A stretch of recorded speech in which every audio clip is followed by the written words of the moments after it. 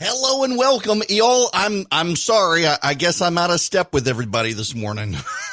Welcome. It is Eric Erickson here, the Eric Erickson Show. The phone number is 877-97-ERIC, 877-973-7425. Let us concede the point, please. All of us should be able to agree that the President of the United States has the power. Hang on a second. I got to push this button.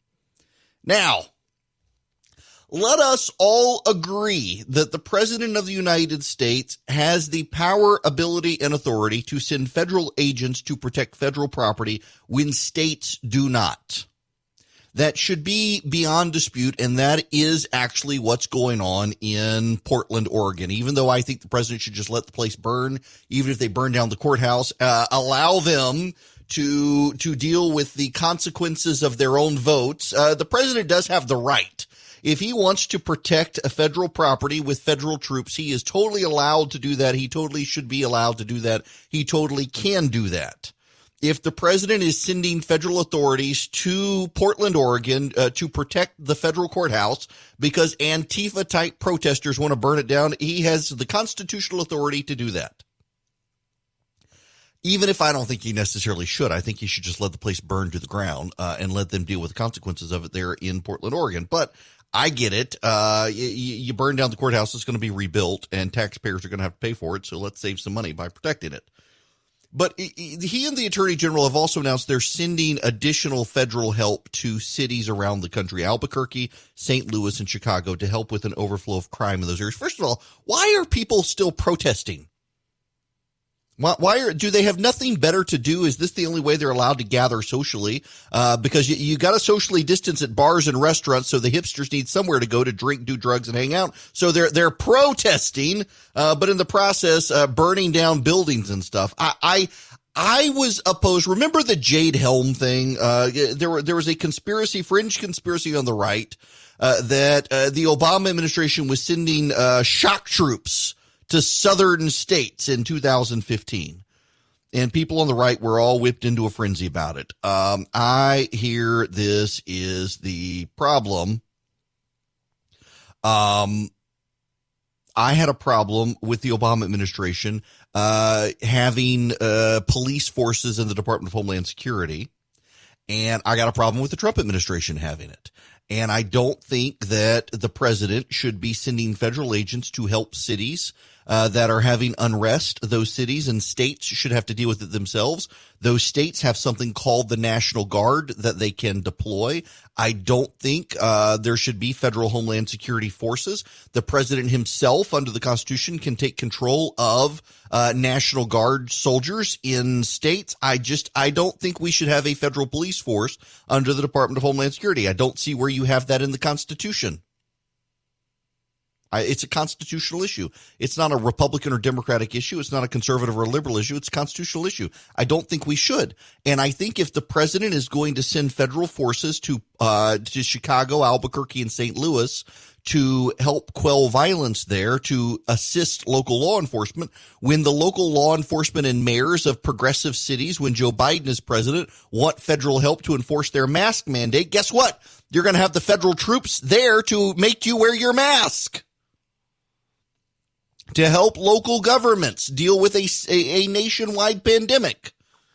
The precedents you set now are the precedents that will be expanded later. One of the reasons the president drives the left so insane right now is because he is using precedents set by Barack Obama that conservatives warned the left would be expanded. He's using those precedents, and he's expanding them. Take, for example, the gay marriage decisions. The right warned the left during the Obama years that if you guys don't defend state constitutional amendments on gay marriage, then what you're going to have happen is conservatives are going to go along with Obamacare. And when some activist judge decides it's unconstitutional, you're going to have the federal government say, yep, okay, we're not going to argue with it. And that's what's happened. We all warned you guys it was going to happen, and that's what's happening. And I'm warning conservatives now. You have the president. Listen, if he wants, and I'm sorry, but you people are idiots. And I don't mean you guys, but I can't write enough and say enough and tweet enough that if the president is protecting federal property, it's within his power to do. Yes, he can do that. Now let's go beyond protecting federal property. According to him and the Attorney General, they're sending federal forces to Chicago, St. Louis, and Albuquerque, and possibly other cities to supplement local law enforcement in dealing with a rise in violence. That's not protecting federal property. No, if that's all they do, okay. Well, then they should say that. But they're not. They're saying that to supplement local law enforcement and help quell violence. I got a problem with that. That's not the role of the federal government. That's the role of the states. To the extent that the president wants to do it, take charge of the National Guard or have the governor do the National Guard. If these states want to burn, let them burn. It's their choice. The voters in those states need to deal with their actions by voting these buffoons into office. These are the precedents that the president is now setting precedents that Joe Biden and the Democrats are going to use. I was upset with Obama having Why does the Department of Homeland Security have an internal police force? They should not. Constitutionally, they should not. This is a problem. And I realize we're at this point, we're quibbling over power. Republicans have the power now. They want to be able to use it how they want, and they will bellyache, moan, and complain when the Democrats use the power the way they want. Neither side should have this power. And again, I feel obligated because some people are idiots to reiterate, if it's just protecting federal property, protect federal property. I will say this, though. I do think the nonpartisan consensus is that the aggressiveness towards the federal courthouse in Portland, Oregon has been made more manifest by the president sending troops. These protesters are now emboldened when they weren't before the federal forces were there. The president sending these people has made it worse, which you can expect to have happen. But that gets me to something else we need to talk about. There's a talking point. It is the stupidest talking point you're going to hear on television from the Democrats.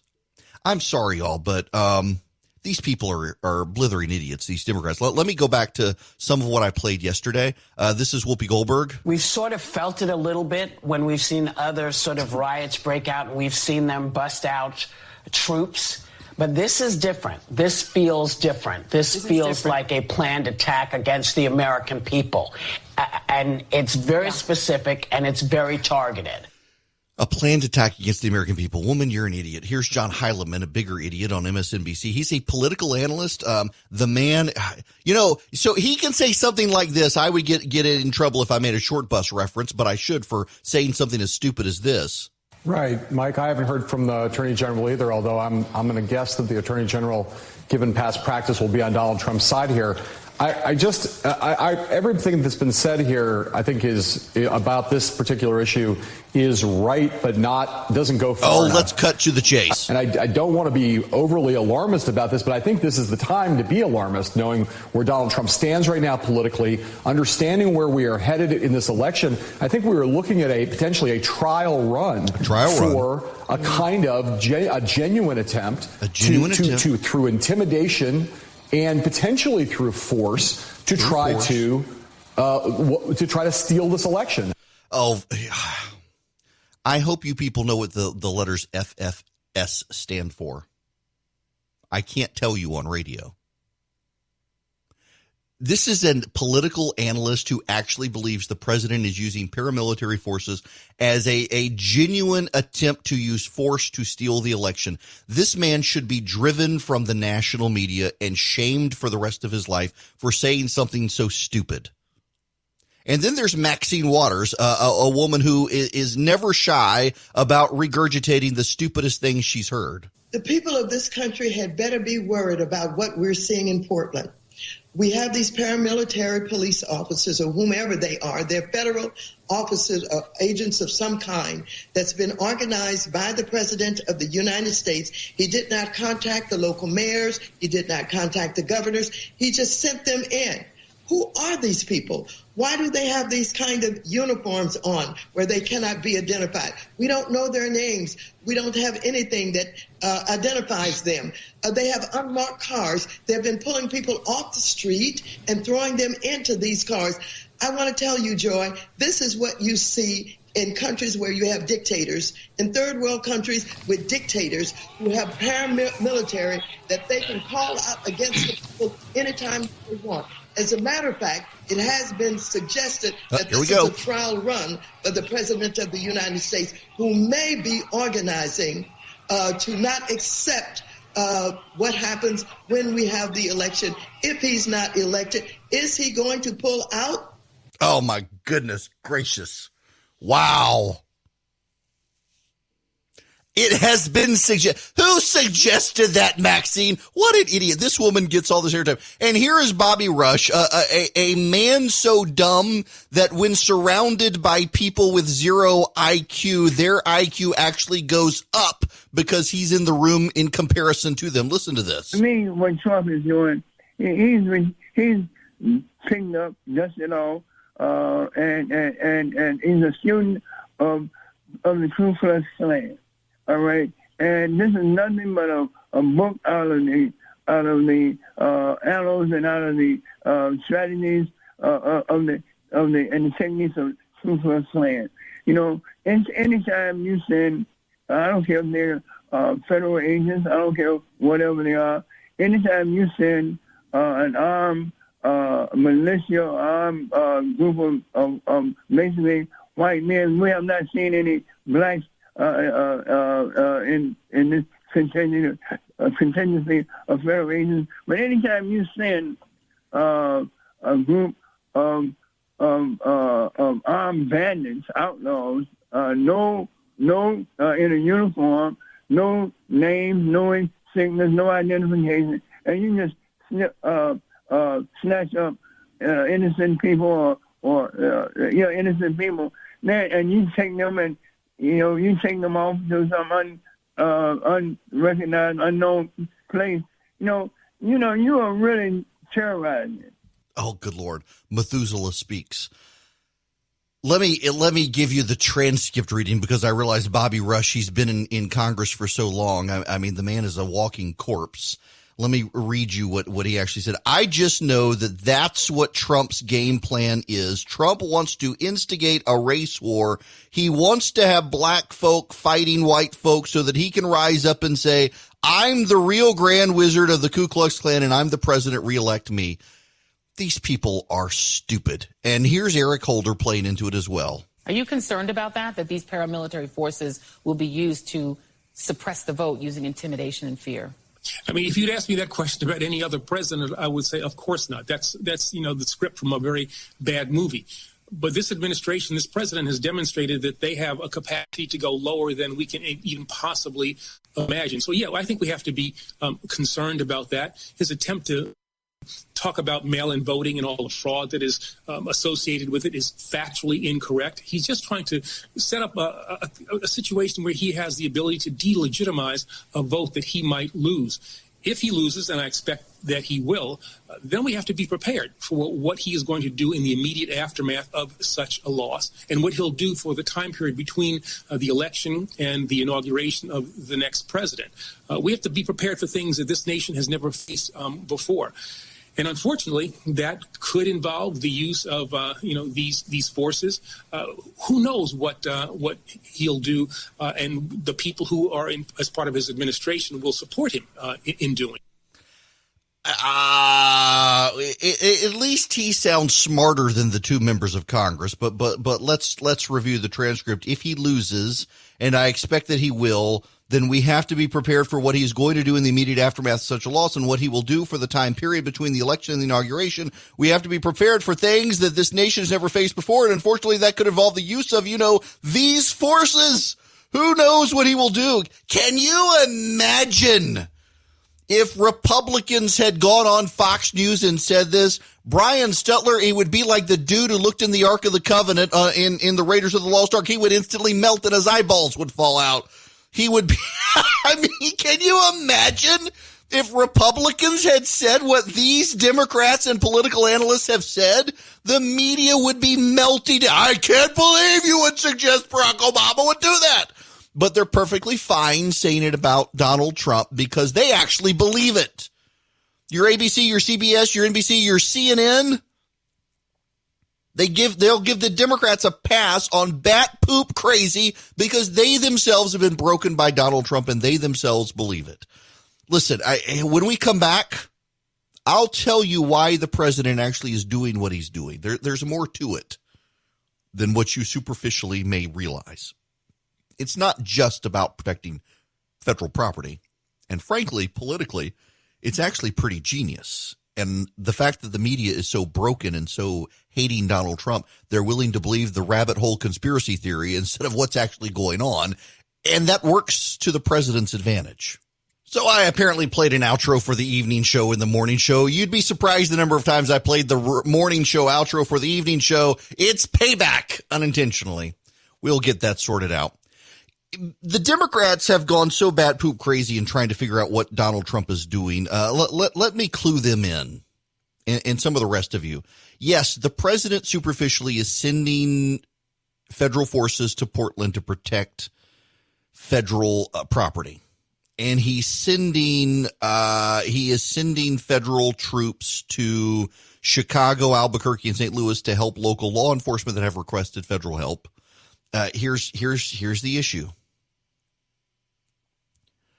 This has nothing to do, contrary to Eric Holder and Maxine Waters and Bobby Rush and John Heilemann and Whoopi Goldberg and these other idiots. By the way, let me be very, very clear here. If you believe that the Department of Homeland Security forces are being used by the president as a trial run to hold on to power after he loses, you are a stupid person no one should take seriously. I don't know if I can make it clearer. You are a stupid person. You are a stupid person if you believe that. Let me tell you what's actually happening. Polling suggests Americans are with the president on law and order issues, but it's not a major issue. The president knows that if he sends federal law enforcement to help local law enforcement, these Antifa types are going to go try to show up and challenge him. Well, the media's been giving these Antifa types a large pass. They've flown under the radar. They excuse them constantly. Remember, Chris Cuomo and Don Lemon on CNN went on long monologues about how Antifa were anti-fascists. They were the good guys and we should protect them. They were just like storming the beaches of Normandy. Well, the president, by sending federal forces to these cities, Antifa's not going to be able to help themselves. They're going to challenge and they're going to get violent. And the president is going to be able to expose to people that what your average anchor on CNN has been saying about these guys is a lie. What the media story of these guys is a lie. People are going to be able to see for themselves that this is the left. These are the people supporting Joe Biden. And these idiots on the left aren't going to be able to help themselves. They're going to engage. They're going to get violent. They're going to throw Molotov cocktails. Do you know, years ago when Rick Perry, I bet most of you never even heard the story, when Rick Perry was governor of Texas, left-wing activists Molotov cocktailed the governor's mansion and burned it to the ground. And did you hear the national press talk about these types doing that? No. The anti-free trade left-wing people in Austin marching in the streets burned down the governor's mansion and it never got national press. Or it did for like a day. Thankfully, it was under renovation. That no one was at home when it happened. The place was empty. The antiques were gone, but they burned down the governor's mansion. The media has consistently and constantly given these people a pass. And if the president sends federal law enforcement at the request of local law enforcement to help them, these Antifa people are going to be emboldened to go forward, agitate, pursue, disrupt, burn things down, and the American people can see exactly who the left is, and these are the people supporting Joe Biden. And maybe, just maybe, although law and order is not a significant issue in polling right now, it's going to rise in the polling. And overwhelmingly, its rise in the polling helps Donald Trump. And all he's doing is protecting federal property and helping local law enforcement. And so the American people are going to see the left as they are. And that's going to help Donald Trump. That's why he's doing what he's doing. I still don't think he should. I don't think Homeland Security constitutionally should have any police force like this. As long as he's protecting federal property, though, he's within his rights to do it. I just don't think he should. But that's it has nothing to do with holding on to power after the election. And you really are a stupid person who shouldn't be taken seriously if you believe that. But it absolutely is about reminding the American people who Antifa really is. It's not who Chris Cuomo says they are. I think this plays to the president's advantage. I think this helps the president if he does it politically. And I think it actually helps him to have these hysteric Democrats on TV screaming, whining, and complaining that, oh, my goodness, the president of the United States is trying to enact some sort of coup on the country. No, he's not. You're an idiot for thinking so. And you're completely missing the point, which actually I think he knows you will miss. It is Eric Erickson here, the Eric Erickson Show. The phone number, if you want to call, you are perfectly allowed to call in and disagree with me. You are. The phone number is 877-97-ERIC, 877-973-7425. Now, we need to talk about the China. So where am I in my, oh, yes, I do, because it all plays together. Folks, the New York Times, well, let's back up here. Tom Cotton, the senator from Arkansas, submitted an op-ed to the New York Times that called on the president to use federal forces to break up the rioters, something the president is doing now. The New York Times editorialists got advanced read on the thinking of what the president should do. The president is now doing it. And it was Tom Cotton's op-ed that was going to cause these New York Times writers to die. Did anybody die? Did any of the New York Times reporters die because of Tom Cotton's words? Have we seen any obituaries from them yet? Well, what about now? The president's doing what Tom Cotton wanted him to do. Have any of the New York Times reporters been killed because of it?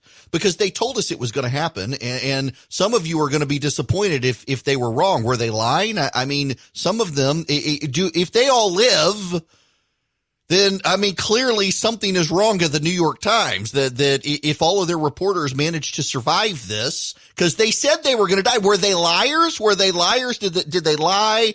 Did they lie about people dying at the New York Times over Tom Cotton's words and the policy? Because the policy is happening now, and to my knowledge, none of them have died. So I guess they were all a bunch of liars, buffoons, curled up in the fetal position. What a bunch of babies. Well, they were too upset to have Tom Cotton's op-ed run, but now they have allowed an op-ed to run. And that op-ed that is being run is by a communist from China who is bashing the president and the United States with COVID-19 and saying that we should learn from the communists in China. His name is Yi Rao. He was a scientist. He was on a U.S. visa. He is on a U.S. visa blacklist. He renounced his U.S. citizenship over his quote-unquote moral obligation to China. He was renowned for bullying his colleagues for suggesting Taiwan wasn't part of China. The New York Times couldn't handle an op-ed from Tom Cotton, but they were perfectly happy to give this guy an op-ed to bash the United States. Here's what he writes. This is helpful from the New York Times opinion tweet so that we don't have to click through and give them traffic. The United States had 2 months or more to learn from China's experience with the coronavirus. It could have been done much more to lower infection rates and fatalities. But we know the Chinese lied. Of course, he's not going to point that out. Here, I want to, there's a report out that 62% of Americans have views that they are scared to utter publicly. I don't know that I have any views, including my crazy ones. I'm not, that I'm scared to utter. I still think marriage is between a man and a woman. And if you're married and your marriage is not between a man and a woman, it may be a marriage civilly, but not before God. I still think transgenderism is a mental health issue and boys can't actually become girls. And if you're offended by that, you've got mental health issues. I still think that guns don't kill people, people kill people, and that the solution to gun violence in this country is for more people to have guns, not for less people to have guns. We can't do the Australian model of taking all the guns because we have the Second Amendment. So by God, everyone in this country should have one and learn how to use it. I still think that both the Republican Party and the Democratic Party have stopped being serious, and both presidential candidates are buffoons, and we're forced to choose between Tweedledee and Tweedledum. I still think that Donald Trump, Tweedledee, actually, the policies we'll get out of his administration would be better than the policies we'd get from Tweedledum. And so I guess if push comes to shove and I'm forced to vote in November, I'll be voting for Donald Trump over Joe Biden, even if I don't particularly care for the guy, because the policies we get from his administration would be much better for the United States than the policies we get from Joe Biden. And, frankly, a lot of the intimidation that's out there right now is designed for people like me to not be able to say stuff like that. The amount of shaming when it comes to people who want to support the president, even if they don't like him. You're going to support him. Well, have you seen the people on the other side? This is why the president's sending these troops out. Let the other side expose themselves as the naked anarchists, radicals, and violent people that they are. But it's really remarkable here. You've got the New York Times going all in with China and allowing a communist Chinese propagandist to run communist Chinese propaganda in the New York Times, and they wouldn't let a sitting U.S. senator. Well, they let the U.S. sitting senator do it, but then said, we'll never do it again. Here's one of my other unpopular views, and believe me, I have gotten hate mail from journalists for daring to say this. In fact, a journalist who I know and respect asked me to never say it again because if it could lead to violence against journalists. I firmly believe, and I have no evidence of this, and I'm going to go in and say, and I have no evidence of this, but the Soviets did it, and we have evidence of the Soviets doing it. I firmly believe the Chinese have American journalists on their payroll. I firmly believe the Chinese work behind the scenes in coordination with American journalists at prominent news institutions to support the Chinese communist regime and put it in the best light. But here's something else I'll add. I think they're in the minority. I don't think there are a lot of them. I think overwhelmingly the Chinese know that American journalists overwhelmingly have gone so far left, they are sympathetic to the Chinese regime.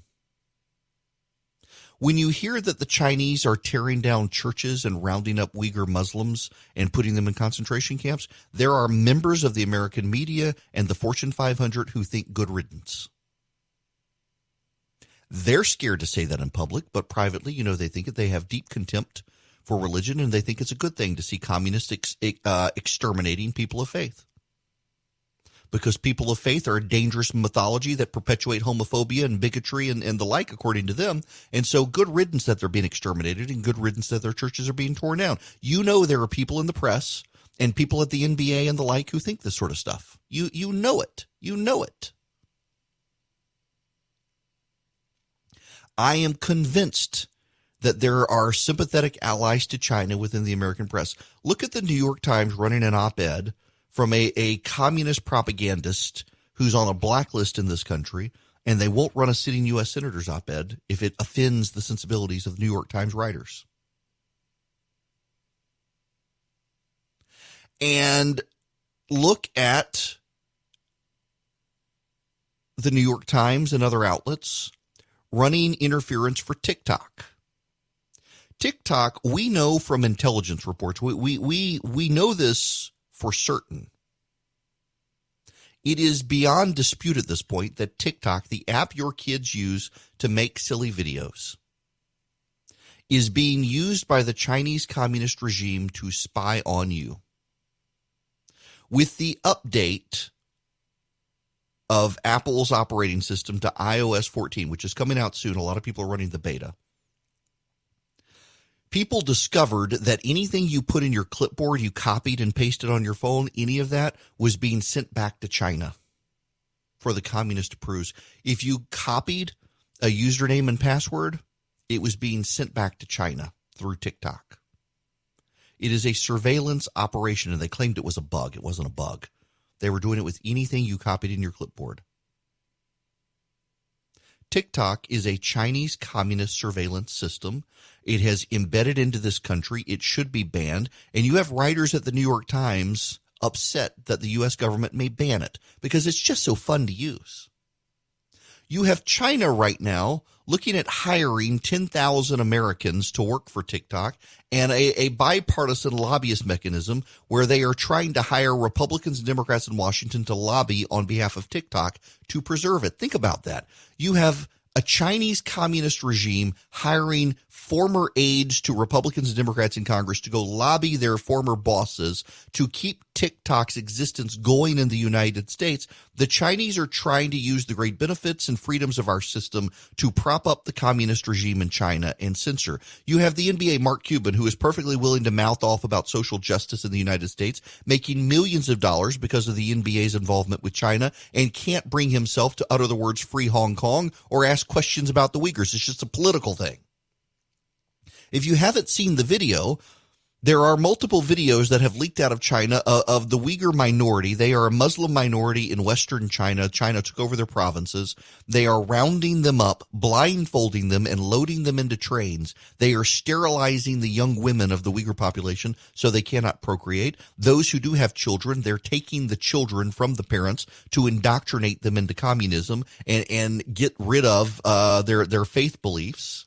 They view view Islam and Christianity as threats. They're tearing down churches. They're tearing down mosques. They're exterminating an entire population of people of faith. And the Fortune 500 in this country will say nothing about it. Apple will say nothing about it. The NBA will say nothing about it. Major corporations will say nothing about it. The New York Times op-ed section probably thinks it's a good idea because people of faith, they believe in these ancient mythologies, and they need to get into the real world where God doesn't exist, and the worms are going to eat us one day, and it's all evolution.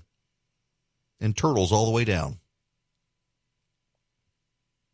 The New York Times will not run an op-ed by Republican senators that offend the sensibility of their writers, but a communist propagandist who's been banned from this country, who wants to bash the United States for not following China's lead, when in fact a lot of the early data we had came from China. It turned out to be wrong, and that's why the virus got out of control. But the New York Times isn't going to point that out.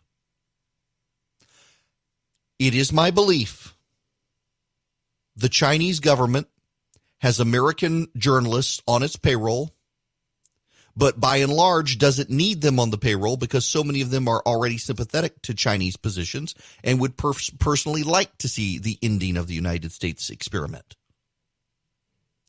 The communists of the Soviet Union had large voices in academia and in the press, including at the New York Times, Walter Duranty, who peddled Soviet propaganda to cover up what was happening in the Soviet Union, to avoid asking the tough questions, and to otherwise smooth things over with the American people and amplify the causes of the Soviets against American leaders, from Nixon even to Carter and to Reagan especially, in the early days of Reagan's presidency. You had people like Ted Kennedy fly to the Soviet Union and try to get the Soviets to take certain actions to make it harder for Ronald Reagan to win re-election in 1984. You had the Soviets of the 1980s engaged in propaganda by funding think tanks inside the United States, by funding experts inside the United States. You've had the Chinese do this with their Confucius Institutes on American college campuses. We now know that too was funded by the Chinese military in order to propagandize American college students in favor of China. And the media hasn't wanted to cover a lot of this stuff. They've done it begrudgingly. They've had to be pushed and prodded and poked to do it. The Chinese are using American liberties against China. And I'm not in favor of quashing those liberties. What I am in favor of is having more people stand up and point out that the NBA is complicit in the extermination of an entire ethnic minority in China. Apple is complicit in the use of slave labor in China. The New York Times is complicit in letting Chinese propagandists spread their propaganda to the United States. And journalists are complicit in doing cover for, aiding and abetting Chinese corporations who are complicit in the Chinese military establishment, who are doing intelligence operations on Americans.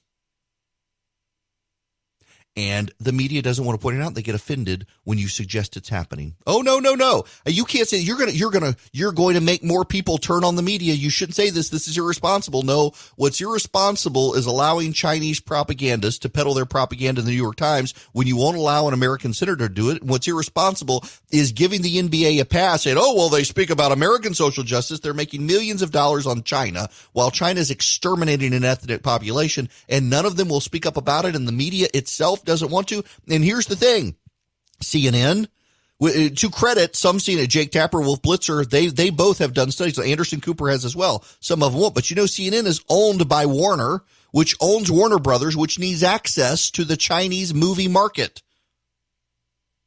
Disney owns ABC News. Disney needs access to the Chinese market. NBC, Comcast owns NBC, and Universal, it needs access to the Chinese market.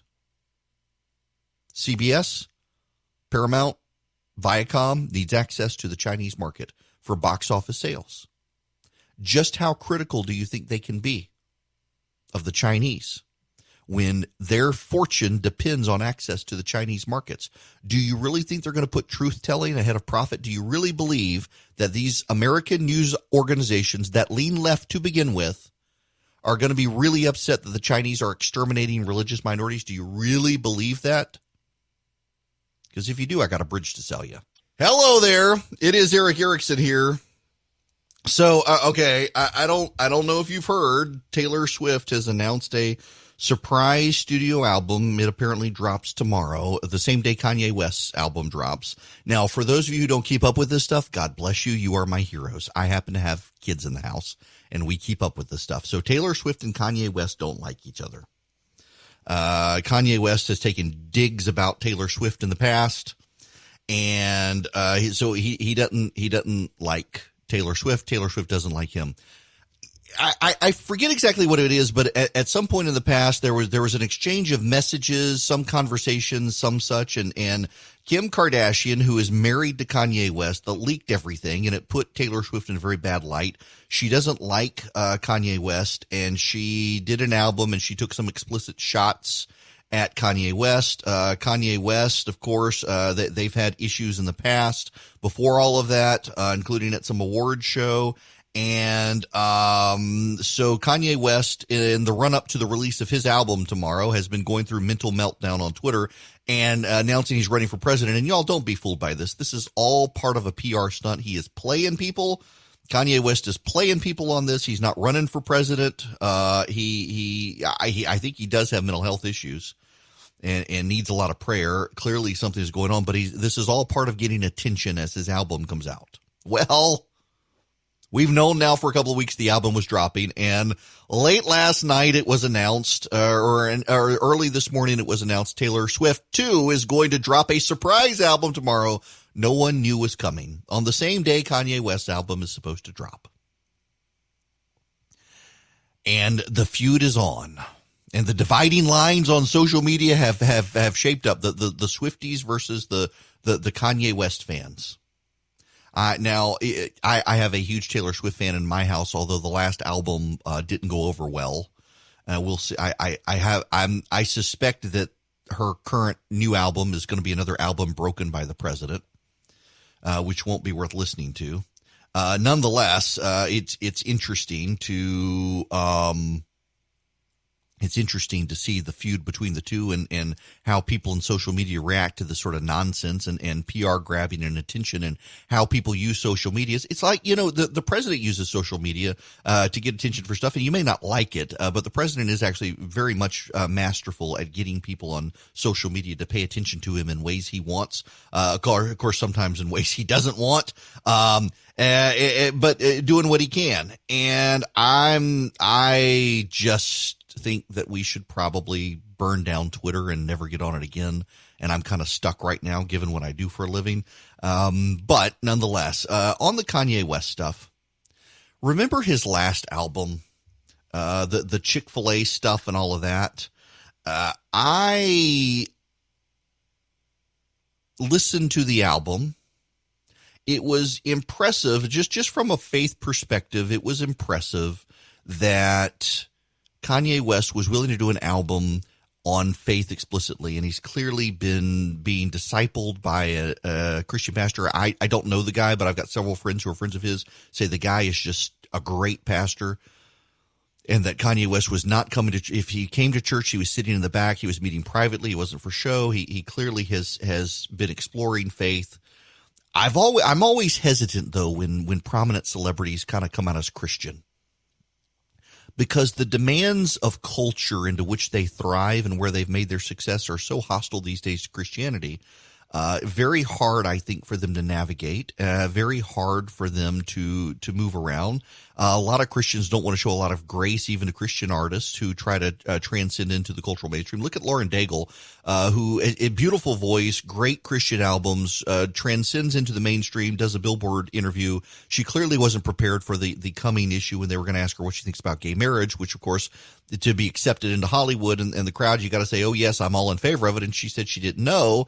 And Christians burned her down and the secularists burned her down as well. No one wanted to show her grace, even on the Christian side. She tried to avoid the question. She didn't want to be straight with anyone. She was trying to have her cake and eat it too, and no one wanted to show her grace. And I've been skeptical of Kanye West and his album, and there are a lot of people who I know this pastor who relate to me that it appears to be genuine, but time will tell for sure. I'm just not going to go rushing out because someone declares themselves a Christian and fully embrace them without actually giving them time to see what's going on. But now we've got the Kanye West Taylor Swift feud to distract us from everything that's out there. And that's not a bad thing, to be distracted from politics by the feud of two singers. I know we're going to be listening to the album in my house. I just know it. Hello and welcome. It is Eric Erickson here, the Eric Erickson Show. I'm just making everybody mad today. You are on notice at the beginning. I'm making everyone mad. Bipartisan rage at me. Rage of Achilles. People are mad at me today. The phone number, if you want to be mad at me too, 877-97-ERIC, 877-973-7425. Conservatives are mad at me because I pointed out the president has every right to defend these federal buildings in Portland, Oregon. But sending federal forces to Chicago, St. Louis, and Albuquerque, as he and the attorney general say, to help local law enforcement quell violence there, just sets a precedent for Joe Biden to do the same if he wins the election. When local governments say they don't have enough help to enforce a mask mandate, Joe Biden's going to say, hey, let's use the Trump precedent and send federal forces to help you enforce it. Good luck with that. And you know, and I know what's going to happen. Listen, back when Obama was president, we were all warning that if you Democrats in these various states don't defend gay marriage constitutional amendments that your voters voted for, you're going to see conservatives get elected and not defend things that you like. And they all scoffed and said, no, that's not going to happen. And now you've got the Trump administration on the verge of having Obamacare thrown out because they refused to fight at the lower court level and said, yeah, actually, we agree. We're not going to argue with the side that thinks it's unconstitutional. And now they're all upset about it and need John Roberts to save them. Precedent matters on both sides, and I'm deeply troubled. You know, just on a constitutional perspective, I'm troubled by the Department of Homeland Security having an internal police force of some kind. The police power is with the states, not the federal government. And again, I don't know how many times I have to say this. The president can protect federal property. That's fine. It's just expanding to help local law enforcement. I was opposed to it when Obama did it, and he did it. I'm opposed to Trump doing it. At least I'm consistent on this. Albany, Georgia is making headlines in the Christian Science Monitor. The headline, by the way, is very positive. This Georgia city beat back COVID-19. It wishes states would pay attention. Residents of rural Albany, Georgia, it's not that rural. I mean, it's small, but I've been there. United to save their city from COVID-19. They say they have lessons for other Americans. Don't think you're immune or that the virus only affects other kinds of people in other cities in faraway states. I want to read some of this for you because, you know, Albany, Georgia, per capita was the third hardest hit place in the Western world. 4 months ago, Albany, Georgia was rocked by COVID-19. The small city of 75,000 people in surrounding Dougherty County, a rural area in the state's southwest, developed one of the most intense outbreaks of coronavirus in the U.S. in the pandemic's early days. Cases linked to several local funerals held in late February and early March spread and overwhelmed Albany's healthcare capacity in one of the first known instances of a super spreader event in the country. At one point, Dougherty County had the fourth highest infection rate in the world. Fourth, I said third. Okay, fourth. National Guard medical teams descended on the area to aid in what became a southern equivalent of New York City's epic fight. Over 150 people died. But citizens banded together across racial lines, adopted preventative measures, and beat back the virus, say local leaders. The county's rolling number of daily average cases dropped from a peak of 55 in late March to about 3 in late June. Cases have ticked up some lately as Georgia's state outbreak has worsened. They're still far below March's high, however. And Demetrius Young, an Albany City Commissioner, believes that having lived through one out-of-control outbreak, area citizens will be better prepared to rally together and prevent another. Right now, we are poised to handle probably more of a surge than any other place that didn't get hit like we did, said Mr. Young, whose mother, Mary Young Cummings, was a political legend in the region. It's unfortunate that states such as Texas, Florida, and Arizona largely didn't heed the important lessons taught by Albany and other concentrated outbreaks, he said. Those include simple health measures can corral COVID-19 spread, and humility is important. Don't think you are immune and that the virus only affects other kinds of people in other cities in faraway states. The singularly American failure to contain the virus and reopen its economy can be traced in part to America's reluctance to learn from its own experience and to distrust rooted in politicization. But coronavirus doesn't know red states from blue states, Mr. Young pointed out. People kind of thought, well, that's happening over here, but not happening over there. But the way this virus works is that the water is still going to reach you. It's going to find a way there. It's the nature about it. And they go on to this. It's an article worth reading. It's on the front page of the Christian Science Monitor this morning. And part of the big issue is dealing with the people who don't think it's a big deal and don't prepare for it. I mean, for example, Delta Airlines from here in Georgia has banned over 100 people, permanently, lifetime banned over 100 people because they flat out refuse to wear masks on their planes. And the CEO of Delta has said, if you don't want to wear a mask on our plane, we don't want you on the plane. And Delta has changed policy now. So many people tell me that, well, for example, I got this email today, and I don't mean this disparagingly, but let me read this. I have read many articles about mask wearing from many prominent doctors. They all say the same thing. Wearing a mask is not healthy and does not protect one from getting sick. The only persons who should wear them are doctors during surgery and those caring for patients who have any kind of respiratory illness. I also know of people who have gotten sick from wearing masks. Please do your research and don't condemn those of us who don't wear them.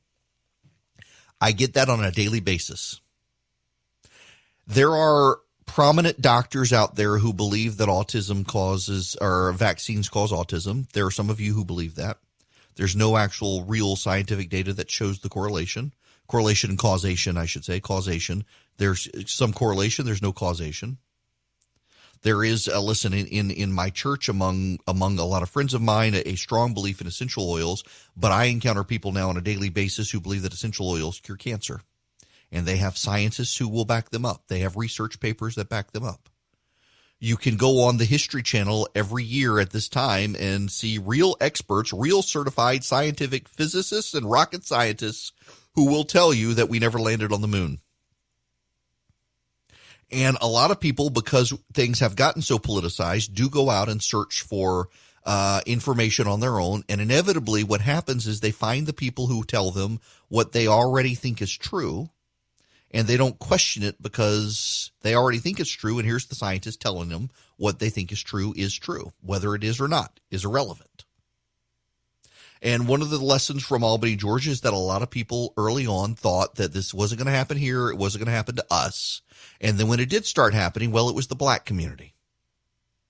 Because the funerals were in the black community and black churches, and they are more packed in, more tightly held together, and lots of hugs and handshakes and singing and the like. And it wasn't going to happen in those sterile white churches where people sit on their hands, don't clap, don't shake hands, and promptly leave the moment the service is over. And then it hit them. And then it spread. And it continued to spread. And there was no stopping it. And it overwhelmed them. And they are now fighting a potential second wave. But the entire community down there, some of the great, listen, early on in this, I'm not on the radio. I wanted to be on the Albany radio station. The Albany radio station is owned by Cumulus. They just put it up for sale, and actually the new owners reached out the other day. So maybe I'll get down in Albany, but I can tell we have dozens and dozens of people from the Albany area who listen on the live stream at theresurgent.com, who I interact with, people I know, people I went to college with who live down there. They listen to the show on live stream. I hear from them. And early on, I was getting from a lot of them that the media was overstating what was happening in Albany. The media was exaggerating it. They were trying to make Brian Kemp look bad. It really wasn't that bad. And on and on and on it went. They've all changed their tune as it spread. As they saw it with their own eyes spread, they've realized how bad it is. And we still in this country, there are segments of the population who haven't been affected by it. They don't know people who have it, and they still think it's no big deal. I saw some guy the other day who was making a stink of having to wear a mask on an airplane. You know, Delta, to its credit, let me segue here. Delta, to its credit, it is widely acknowledged now to be the leader in keeping you safe when flying. United and American could learn a lot from what Delta is doing. Southwest could as well. Delta is spreading out the pushback time of its flights, electrostatically cleaning the whole plane, the seats, going into the seat pockets between every flight. They're wiping down the plane. They're cleaning up. They're mandating masks. Now, if you don't want to wear a mask, if you don't believe you should wear a mask, if you have COPD and you think a mask affects your breathing, Delta now requires you to show up an extra hour early and sit with a clinician via video conference and explain your reasoning. In some cases, I read you're going to have to put on a mask, a sterile mask, and wear an oxygen monitor to see how it affects you sitting still, because that's what you're going to do on the plane. And if the clinician doesn't clear you, you're not going to get on the plane. And that's good. Like, I want to get on an airplane, irrationally so. I went on vacation a couple of weeks ago, and it was fantastic, but I want to go somewhere where I am absolutely waited on by room service and everything. I want to go for a day or two. I just want to get out of town. I want to get Sky Miles. I'm so close to being Diamond. I have an irrational desire, and it is an irrational desire, but I want to. And in large part, I can't, I don't want to go if my family's not comfortable with me going, and they're not, so I'm not going to. The data suggests if you go, though, you fly Delta, because nobody's getting the virus flying on Delta. And if you go, like, I would love to go, I don't gamble. If I went to Las Vegas, I would be outside mostly, even though it's 100 degrees, but I grew up at 100 degrees. But avoid the casinos in Vegas.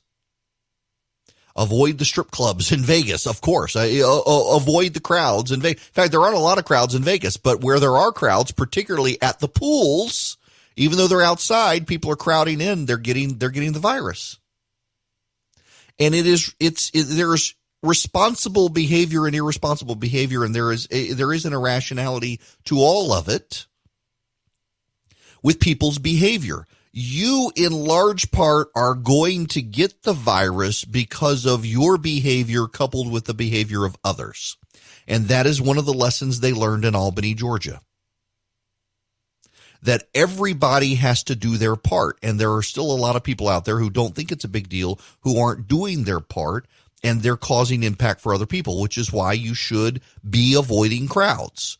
Don't go places where there are crowds. And if you do go to a crowd, wear a mask. It minimizes your opportunity to get the virus. But more importantly, if you have the virus, it minimizes your opportunity to spread it to other people. There are ways to be safe and ways to navigate through this virus. And this is relevant because there are ways to reopen our school systems. And even the reopening schools has become politicized to the point where you've got states with progressives in charge who are like, we're going to wait for Joe Biden before we open schools, which just further undermines the science and the evidence on the virus. There are ways to reopen schools, particularly elementary schools. And there's a lot of research on it, on how you can do it. But people, they're even politicizing that, which makes it really hard for anyone to figure out what's going on. And in making it really hard for anyone to realize what's going on out there, people are having to go on the internet. They wind up going down rabbit holes where they find things that aren't really true, that they wind up believing are true because it comports to what they think is true already. And people are making bad decisions. But here's the bottom line. The reason people are making bad decisions is because the media and the experts and the first responders and the politicians have all politicized this. The very same first responders who were standing in the street blocking traffic in April when small business owners wanted to reopen were the people standing on the street corner cheering on the Black Lives Matter activists. You can't take those people seriously because they clearly have a political agenda. Same with the politicians and same with the press. When everyone said we got to shut everything down and then the Black Lives Matter protesters decided to march in the streets, everyone else said, well, I'm not staying home if they're not staying home. And guess what? It wasn't the governors reopening states that spread the virus. It was that attitude reflected in the press that you people can protest. No, you people can't. And people say, well, forget this. I'm going to go live my life, make up my own mind and decide things for myself. And the press had a role in spreading the virus by doing that. Not that they will ever acknowledge it. Well, Jim Crow is having to be changed. I had no idea. Flowery Branch, Georgia. There's a street in Flowery Branch up in Hall County named Jim Crow.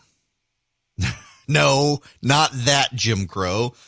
Jim Crow was a farmer. He was so well known in the community, they named a road after him. He was notorious for helping families who needed help. He would provide them food. He would provide them lumber from his lumber yard.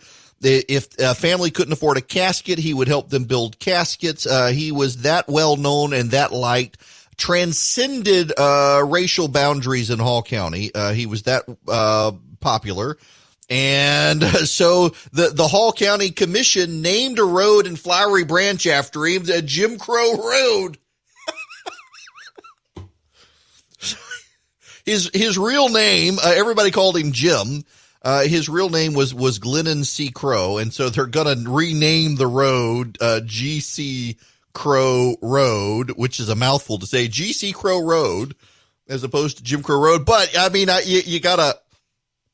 you do understand, I hope, that probably in this day and age, it's not the wisest thing to have a road called Jim Crow Road because no one has a sense of history anymore, and it's just something that agitators with no sense of history or knowledge of history are going to get spun up about. By the way, Atlanta city leaders are demanding that Mayor Keisha Lance Bottoms end her entrepreneurial program assisting bottle boys who are aggressively selling water. Now, this is new, and it's not getting a lot of attention. So armed juveniles, armed youths, are shooting motorists and being run over by cars in traffic.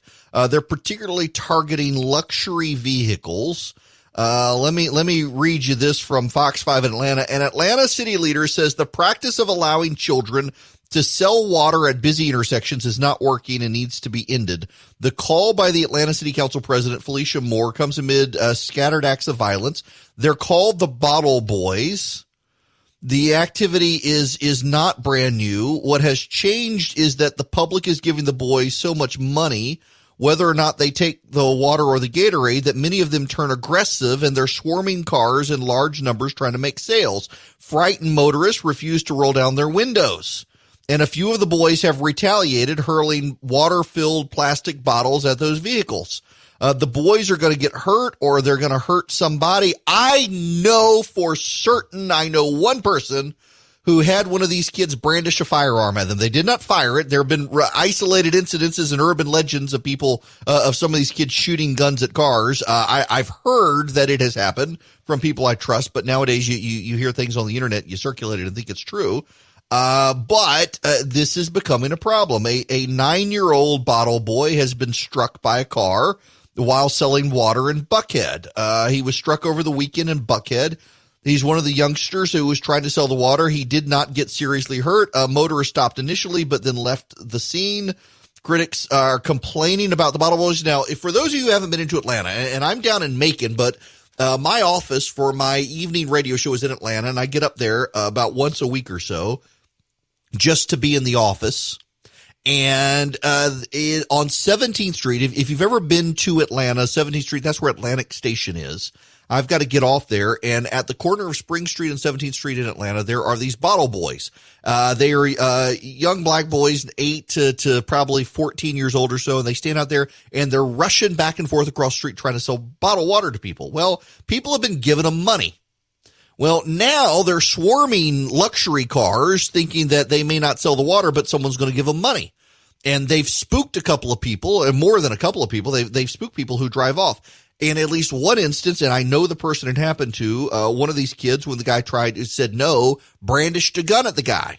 Like pulled out the gun to show he had a gun. And my friend who it happened to ran the red light and got out of there. Now, he didn't get shot. There have been reports, isolated incidents of the kids shooting at the cars when the people don't, no one can verify that it's true. There are people who put it up on Facebook that it's happened to them. But now one of these kids has gotten run over. You know what Keisha Lance Bottoms' position on this is? Set up an entrepreneurial program to teach them how to operate a business. I kid you not. This is not good. This is not healthy. This is not safe. And it is another instance of the city of Atlanta turning a blind eye to stuff that festers. We need to go back to the broken window theory of crime and take a lesson from Rudy Giuliani's time as the mayor of New York City. But gosh, we can't do that these days. Hello there. It is Eric Erickson here. You can be a part of the program if you want to call in. I realize you would much rather listen to me talk. That's what I hear. You know, sometimes. So this show this is not a cry for help. I promise. It really isn't. Just we started the show less than a year ago, and we started it. The WCHM in Clarksville was the first station to take all 3 hours. We started in Athens, and it was kind of funny. So the first week that we were on, we were just in Athens. That's our flagship station. We're routed from there to everywhere else. And it's a 3-hour show, but they only take the 10 and the 11 o'clock hour. And so I did the first hour and just talked, but it was a good trial run. And so then we started in Clarksville, and then Rome picked us up, and other stations have picked us up across the state. We're about to be on 2 or 3 more stations now in the next month, and it's great. Gosh, we're over a dozen cities now in the state. But one of the things that is I guess notable to me is I don't tend to get a lot of phone calls on this program, nor do I get a lot of phone calls on my evening show. And my evening show is I'm not allowed to discuss the ratings, but let's just say, if you're in the car listening to the radio in Atlanta in the evening, you're probably listening to me. And it's phenomenal. And I've always been concerned. Are people really paying attention? And it's very flattering in all the research we've done on this show and in the evening show about listeners and who they are and income and all that stuff. It turns out that overwhelmingly people would just rather listen to me talk. And I have a voice for radio and I've got a face for radio and a voice for print. I don't understand how any of you people like listening, talking to me. I very much appreciate it. I love that I have a loyal audience of people who we can sometimes disagree with stuff. Nobody's calling and yelling, and I hear from you constantly in email and stuff, chiming in, and it's great. Occasionally, though, you're like, is anybody really listening? Why do we pay for a phone line? That's not your invitation to call now, because I actually do have stuff I want to talk about. In particular, I need to talk about the virus in Georgia and what's going on. Because if you look, there are some trend lines that suggest the virus is still rising in Georgia, but actually there's really good news. And you could do this yourself. I never like to give you data and information that you can't examine yourself. So when I talk about what's happening in Georgia, I want you to be able to see the charts I'm looking at. And one of the most notable charts comes from the Georgia Department of Public Health. If you text the word data, D-A-T-A, if you text that word to the phone number 33777, you'll get a link back. By the way, I've been mentioning those Adams masks. I'm a big fan of the Adams masks.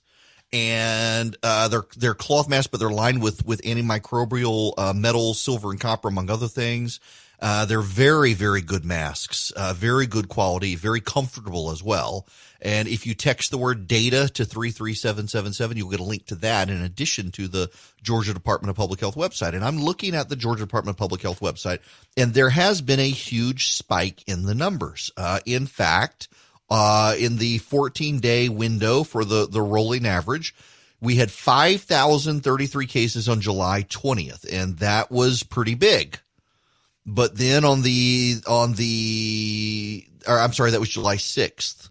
On the 8th of July, we had 3,478. On the 9th, we had 3,327. On the 10th, 3,072. And there's been a pretty good decline over the course of time. In fact, hospitalizations look like they're starting to recede in the state. And the virus looks like it has at least plateaued. It's not growing further. It looks like it has plateaued. I've actually heard from a couple of people that there appears to be a 20% number that suggests that the herd immunity of the virus is actually, so most experts out there say with herd immunity with any virus, you need to get 70 to 80% of the population to get the virus to get herd immunity. And for some reason, there is some data out there, some people are starting to point to that says, in every area of every country where the virus has started to decline, it's actually been about a 20% spread. When it spreads to about 20% of the population, you start to see a decline. And we're learning from some of the antibodies, they're not wholly reliable. But you can do some statistical sampling that suggests more people have gotten this than we know, more people have died than we know, more people have recovered than we know. And it appears that Georgia is cresting at that 20% number, as some people have said, and which gives some credence to their claims. We definitely appear to have plateaued. And the 7-day moving average suggests we have plateaued and may begin a decline again in Georgia, which is good news. Our hospitals are not overwhelmed. In fact, if you text data to 33777, the third link you get is to the IHME model of Georgia. And when you look at it, you can see we're not going to exceed hospital bed capacity in the state. We are not going to exceed ICU capacity in the state. And we are not going to exceed ventilator capacity in the state. And that's all very good news as well. Let me look at some of the counties as well. So I'm in Bibb County, where they've just put in a mask mandate, and the 7-day moving average in Bibb County, frankly, it's not that good. It continues to go up in Bibb County. In, Clark County, it looks like it has plateaued in Clark County and may be on the decline in Clark County. In, Habersham County, it is flatlined in Habersham County. There are still cases, but not very many. We're not having a surge in Habersham County, it doesn't look like. In Floyd County, it's been one of the problematic counties. In Floyd County, it looks like that it has crested and they're on the decline in Floyd County. It looks like they're over the hump. The 7-day moving average has a downward trajectory there. Where are some other states? Let's look at Greene County. Greene County, that's the Lake Oconee area. You're skyrocketing in Greene County. You've 15 cases, just for perspective there. That's what skyrocketing is, but you may be cresting now. There may be an anomaly there. You may be headed back down, but there's definitely a big bump in Greene County. Carroll County, where my in-laws live, that's the Carrollton area. Carroll, it would help if I learned my alphabet. In Carroll County, and that's an upward trajectory in Carroll County. So around the state, you can see overall the state looks like it's plateauing. There are isolated pockets of the state where it appears that the virus is receding. Lowndes County, one more, looks like it's over the hump now. Lowndes County is in a downward trajectory. So this is good news around the state. One of the fastest growing counties in the state is Houston County. It is in middle Georgia. And in Houston County, they are skyrocketing. Big increase in Houston County. They are not out of the woods in Houston County. In fact, it looks like they're headed further into the woods in Houston County. So there are real problems in parts of the state, but a good number of the states are improving dramatically. And it really depends on where you live, how urban your county is, and what people are doing. And that ultimately here, this is the big issue that people need to pay attention to, is so much of this is about your personal responsibility and what you are doing to keep you and your family safe. Are you wearing masks? Are you washing your hands? Are you avoiding crowds? Stuff like that. Here's the president talking about what FEMA has done. From the beginning, we have made it our top priority to shelter our seniors. In early March, we announced guidelines suspending all medically unnecessary visits to nursing homes and prioritized resources for those facilities. And we gave it a very strong priority. FEMA has sent shipments to many different locations of protective equipment, and it's going directly to 15,400 Medicaid and Medicare certified nursing homes throughout the country. Today, I'd like to provide an update on the additional actions we've been able to take, and they've been very constructive. First, we're requiring increased testing of the nursing home personnel in states where you had the worst outbreaks. All personnel will be tested at the highest level. We're distributing 15,000 rapid point-of-care diagnostic devices to support this effort. These are the tests where it takes 5 minutes to 15 minutes. They're very accurate. They're very good. And we're sending them all over the country. And over 600 devices will be also shipped this week to additional facilities. So the federal government is taking action. The local governments are taking action. And they're engaged to help local communities. They are engaged to provide the resources, and we're not maxing out. You know, there's clear spin right now in the New York media with New York Times reporters, CNN, MSNBC, and various others to try to make it look like the New York, New Jersey area is somehow over the hump. In fact, they are the worst hit parts of the country and are still the worst hit parts of the country. And beyond them, California is. Now, you haven't heard a whole lot about that. You're hearing a lot in the media about Georgia, Florida, and Arizona. No coincidence, all three swing states. You're not hearing a lot about the massive surge in cases in California. California now has more daily cases than any other state. And they're getting a pass. And I'm firmly convinced they're largely getting a pass because their governor is Democrat, in the same way that so much of the media is now covering for the governor of New York. The governor of New York, by the way, he comes down to Georgia. He's imposed a travel quarantine on people who come from Georgia to New York. You got to quarantine in New York City. The governor of New York flew to Georgia, took off his mask, hung out with other people who did not have masks on, all while urging people to wear masks, and then flew back to New York and did not quarantine. Hypocrite. Meanwhile, here in Georgia, the governor and the mayor of Atlanta are discussing a possible settlement of the governor's lawsuit. You know, here's the thing. The governor has not gone after, so Bibb County in middle Georgia, DeKalb County, Savannah, and a number of other parts of the state are now imposing mask mandates. You got to wear a mask when you're in public. I want to spend a little bit of time talking about these and how badly some of them are written. But there are cities around the state now and counties that are imposing mask mandates on their citizens, and the governor has not filed suit against any of them. If you will recall, the headlines were all about how the governor was trying to stop cities from wearing masks by suing Atlanta. No, it had everything to do with the city of Atlanta telling businesses they had to shut back down, but the mainstream media nationally refused to point that out. Now it appears there may be a settlement. The mayor was on the Tonight Show, of all things, saying she had a good conversation with the governor about trying to find some way to resolve this issue. And I suspect the governor would be fine if the mayor allowed masks, but did not order businesses to shut back down. That seems to be his primary concern is the economic activity. He doesn't want to shut back down restaurants that are struggling financially. It makes a lot of sense for him to not do that, and it makes a lot of sense for him to exert his authority to prevent the mayor of Atlanta from shutting down Georgia tax-paying businesses and possibly put them out of business because she wants to. I personally think the governor, I mean, if you look at the beginning, how he handled it, he was getting flack for allowing cities and counties to decide things for themselves. He's still doing that. I think he should be allowed to do that. It's all these other people who are out there belly aching about it. I think he's had the right approach. I wish they had been able to get in a room and talk ahead of time before filing the lawsuit, but at least they're talking now and can resolve this issue. The city of Atlanta has some real problems right now.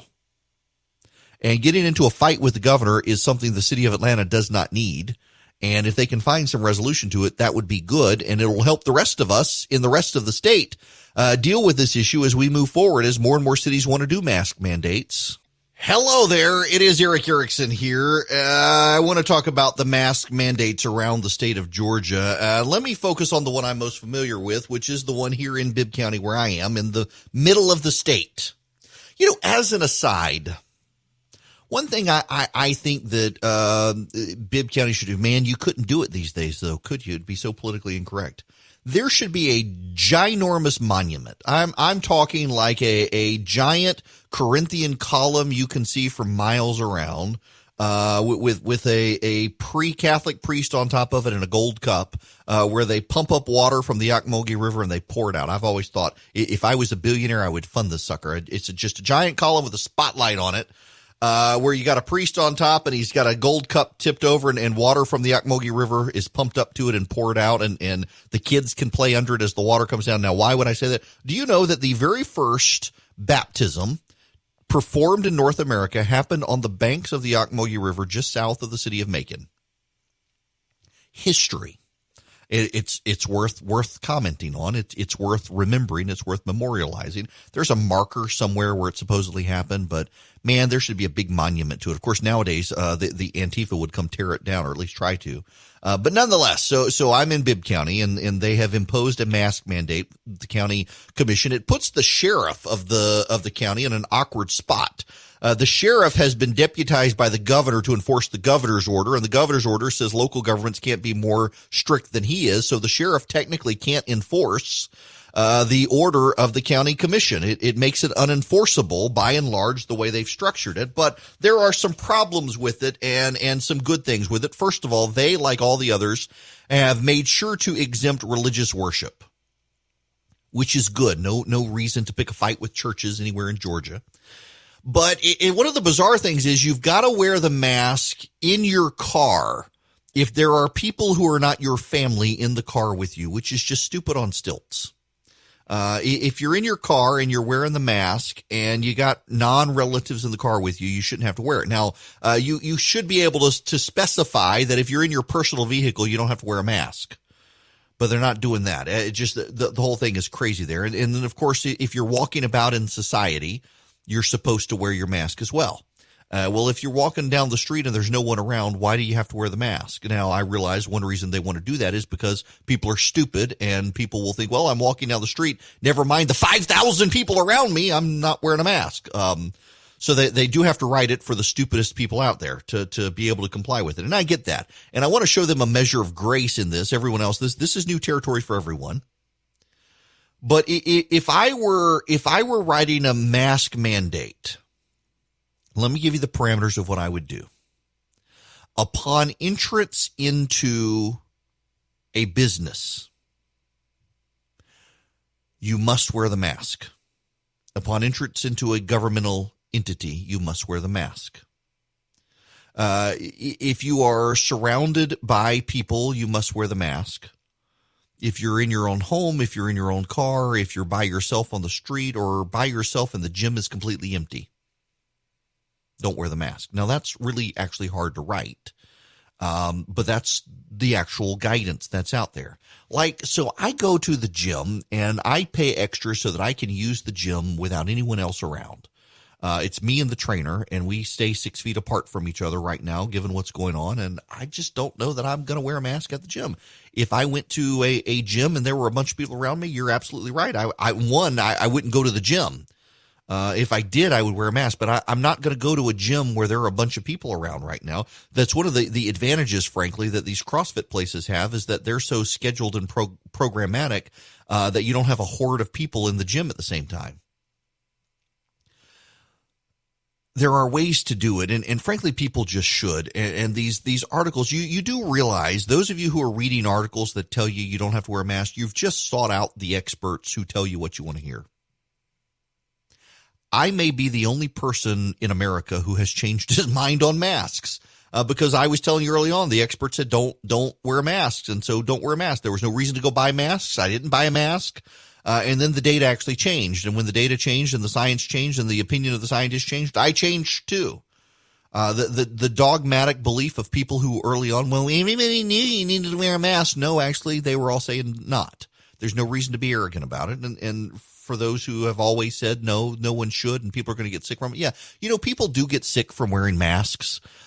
Because they don't wash their hands and they collect germs on their mask and they reuse disposable masks and they get gross and they get bacteria.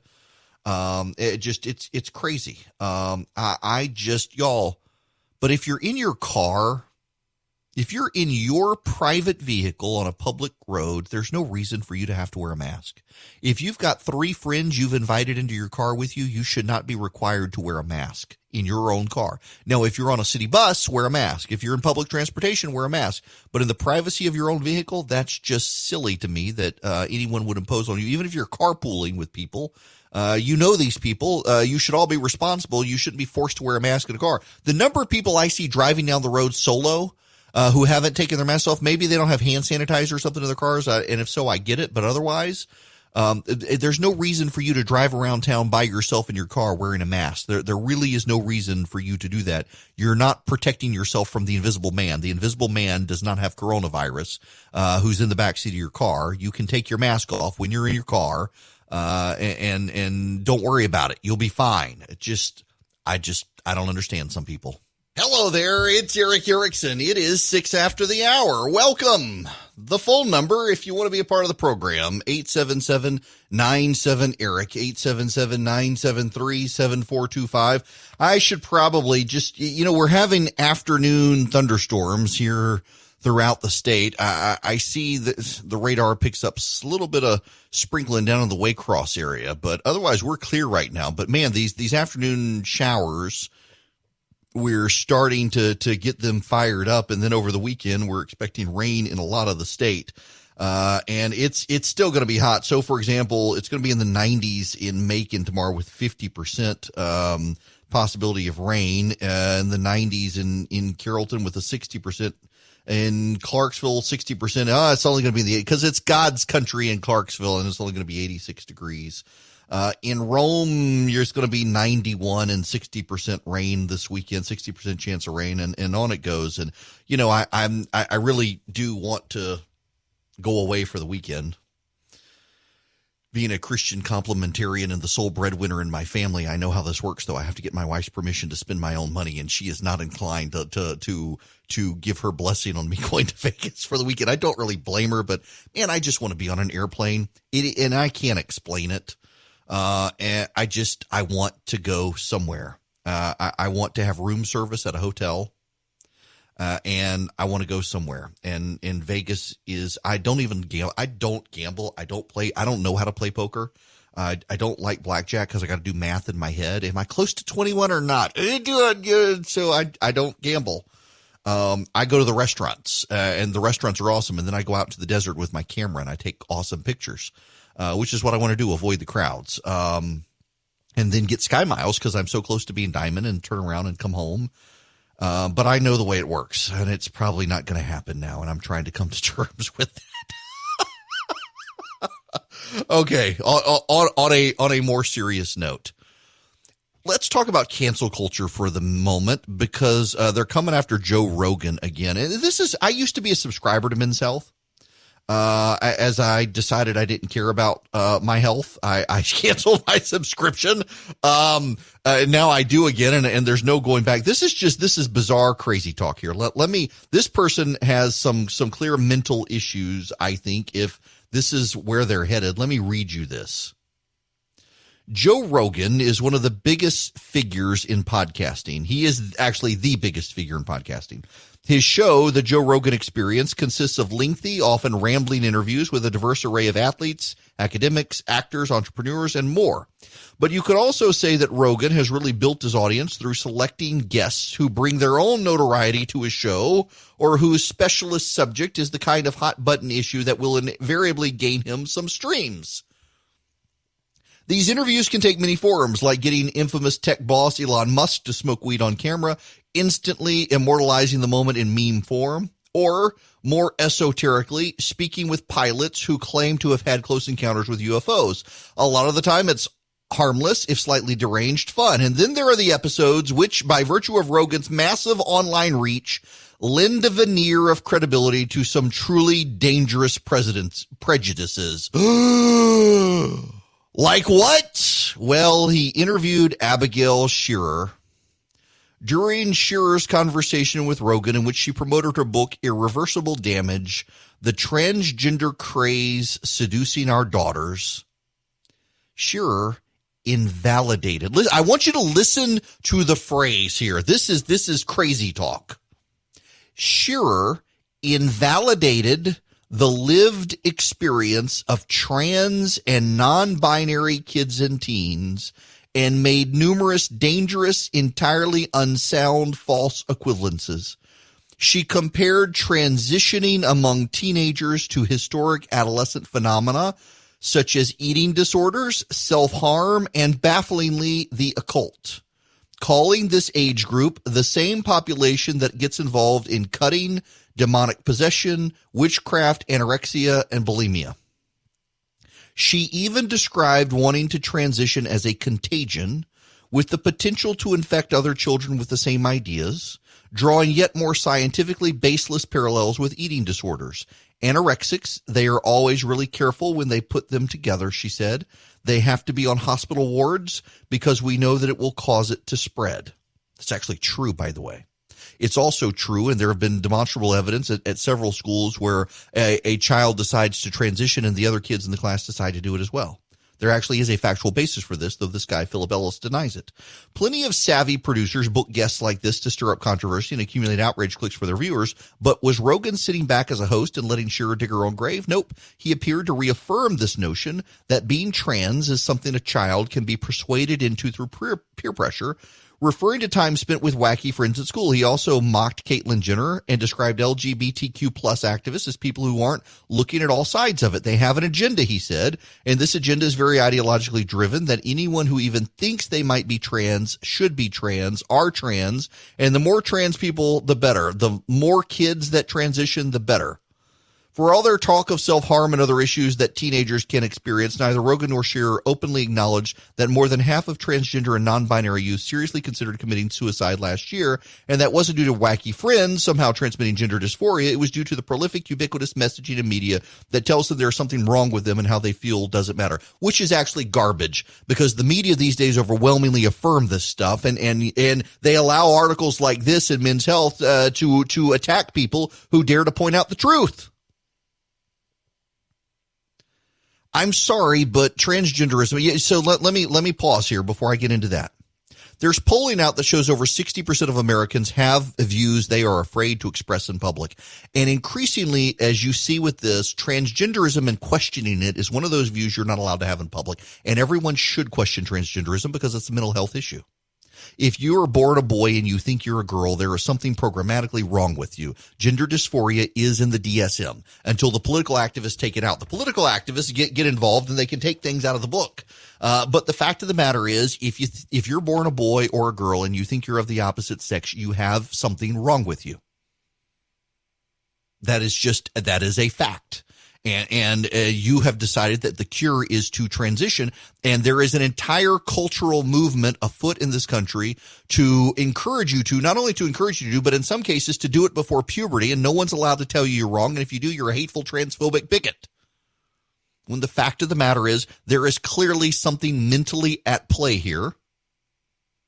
And there is well-founded evidence that, in fact, if you're going down this road, there are organized movements and there's peer pressure and kids can be persuaded to do it. Kids can be persuaded to do all sorts of things. And the author who said this on the Joe Rogan Experience is right. And this guy running this attack article on Joe Rogan is part of the movement to silence and censor. It was Archbishop Chaput of Philadelphia who said a great quote that I use so frequently now, that evil preaches tolerance until it's dominant, and then it seeks to silence good. We see that in our society more and more, that things that society has long said weren't quite right are now becoming mainstream, and these ideas that are becoming mainstream that should never have been allowed to become mainstream are suddenly trying to silence the mainstream, or the people who say, wait a second, hold on here, I'll get hate for this monologue. I get it all the time. And, Twitter is silencing people who point out that, boys can't actually become girls. Girls can't actually become boys. It is anti-science. And it is amazing how these people peddle science when they don't actually even believe in the science to do this stuff. And then when anyone points out what the actual science says, they want to shut them down and call them bigots. In the very same way that people say, we shouldn't wear masks because I've read the scientist who says that masks actually get you sicker and can exacerbate COVID-19. We got scientists out there who will say that, boys actually can become girls, and it's a legitimate phenomenon. Doesn't mean they're right and doesn't mean they're in the majority. The science does not say. And yet they would have you believe it. And this person what is her name here? Shire, who went on the Joe Rogan show, Abigail Shire. Her book is Irreversible Damage, The Transgender Craze Seducing Our Daughters. It is a thing. It absolutely is a thing. You can be in a Christian private school and experience this. You can be in a public school and experience this. You can be in society and experience this, where there is a movement afoot with peer pressure and a cultural movement to make androgynous children. You see it with the Disney Channel. Good grief, we don't even watch the Disney Channel in our house, not because of my wife and me, but our kids themselves notice that in the Disney Channel, much of the shows that you see, and on Nickelodeon as well, the boys and the girls are interchangeable. The boys are as worried about their makeup and hair as the girls are. It is a cultural movement, and it should be stood up to. And the cultural forces that are out there are bizarre and unhinged and crazy. And they want to silence sanity. They want to silence anyone who stands up to them.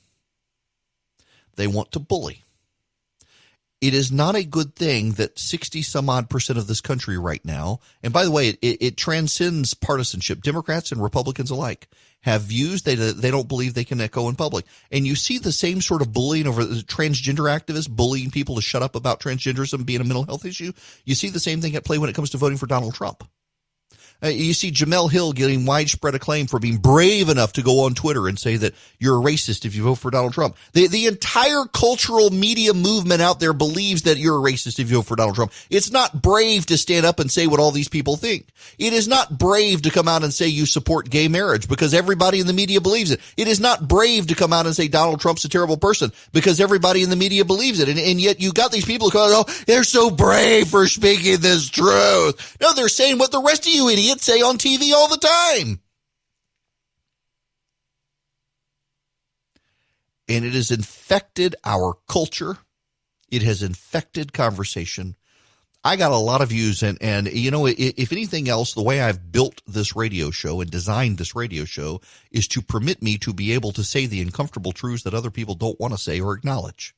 Like, the cure for gun violence in the United States is not to take the Australian solution and round up all the guns and buy them back from people and ban guns and repeal the Second Amendment. The solution is to make everybody have a gun and learn how to use it. Boys can't become girls and girls can't become boys.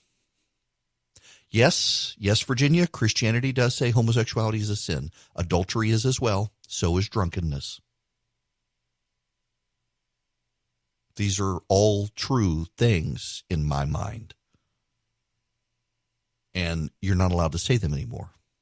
You're not allowed to say that people have legitimate reasons for voting for Donald Trump. No, you can't say that. Only racists can vote for Donald Trump, according to the loud voices out there. there are things you should be allowed to say, and we have an obligation to be able to speak up for it. And what the left is trying to say is, well, there really isn't cancel culture. We just don't think you should be able to express these opinions on the New York Times. Go express them on Fox, except you go to Fox and you express them, and they want the advertisers to stop advertising on Fox, to put Fox out of business. They really, the amount of twisting in the wind of these free speech people say, well, we're not really supporting, it's not really cancel culture. We just don't want your views expressed anywhere we can hear them. There should be a consequence to expressing your views. It is overwhelmingly of the left. And the left right now, frankly, is culturally dominant, and so they get away with it. They go after Rush Limbaugh with advertiser boycotts and Tucker Carlson and Fox News. They've done it with me in the past, by the way. I just find it very interesting that the cultural warriors on the left, and you pay attention to me here, and you're going to be offended by it, and I'm going to say it anyway. Here's the reality. Muslim terrorists stormed into Charlie Hebdo, whenever that was, and gunned down everyone who worked there because they'd drawn a picture of Muhammad. And the terrorists won. They killed all those people, struck fear in the hearts of everyone, and you're not going to see publications draw parody images of Muhammad anymore. Because of their respect at the end of the day for the rule of law, you're not going to see left-wing activists go in and kill everyone for saying something they don't like. But what they're actually going to do is go in and try to destroy your life. They're not going to take your life like the Muslim terrorists. They're just going to destroy your life. They're going to make it so you can't have gainful employment. They're going to make it so you can't be on TV or radio or in the newspaper or anywhere else. They're going to silence you. The dividing line between the Muslim terrorists at Charlie Hebdo and the cancel culture left is death. The left hasn't gotten there. Hopefully they never will. But they're just as much about committing to destroying your life as the Islamic radical fundamentalists are about parodying Muhammad. It is a fundamentalist radical zealot that wants to cancel culture and deny it as well. The left can justify cancel culture in the same way those Muslim radicals can justify killing the people at Charlie Hebdo. They will do it. They will destroy your life. They will try to deprive you of income. They will chase you out on the street. That they will come to your house and intimidate you and your family. They will drive you into hiding. And they'll justify it. And they'll say, well, it's just they shouldn't have their view expressed in that outlet or in that forum. They can say whatever they want, just they shouldn't be able to say it publicly where everyone else has to hear it. It's the exact same thing with the people who went into Charlie Hebdo, except for the loss of life. But let's not kid ourselves. Let's not kid ourselves and say this is something good or healthy or right. In none of these cases it is. And when you've got over 60% of Americans who say they're scared to voice an opinion in public, it's probably time to start voicing those opinions and stand up to the bullies and the mob. Hello there. It is Eric Erickson here. The phone number, 877-97-ERIC, 877-973-7425. I want to get back to the president and his press conference from yesterday and some of the things he said with the Department of Justice. To cradle her dead child in her arms simply because politicians refuse to do what is necessary to secure their neighborhood and to secure their city.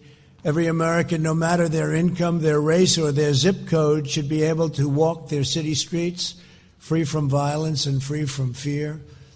For this reason, today, I am announcing that the Department of Justice will immediately surge federal law enforcement to the city of Chicago.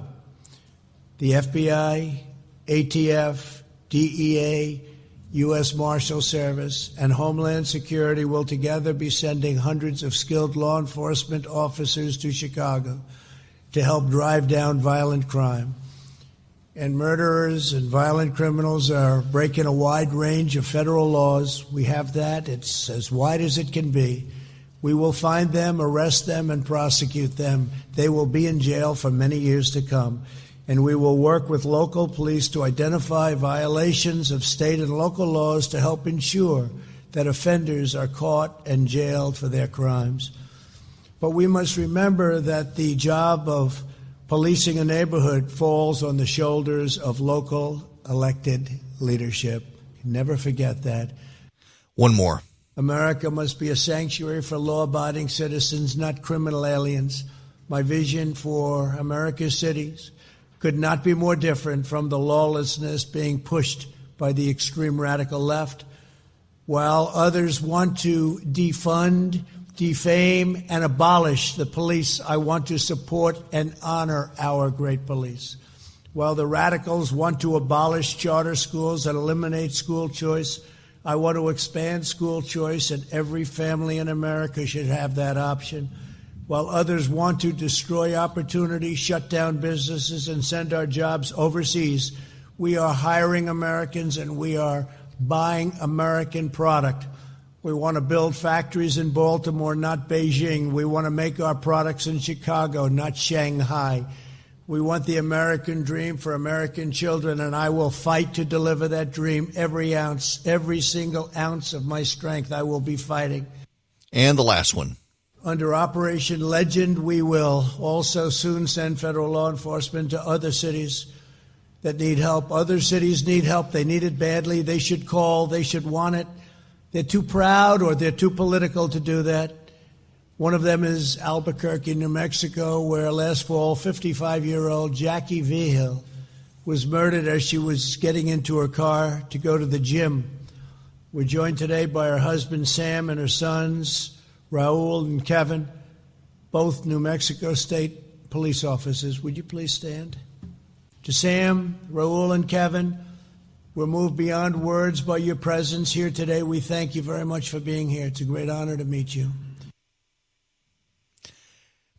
I, again, have to part ways with my friends who think this is a good idea.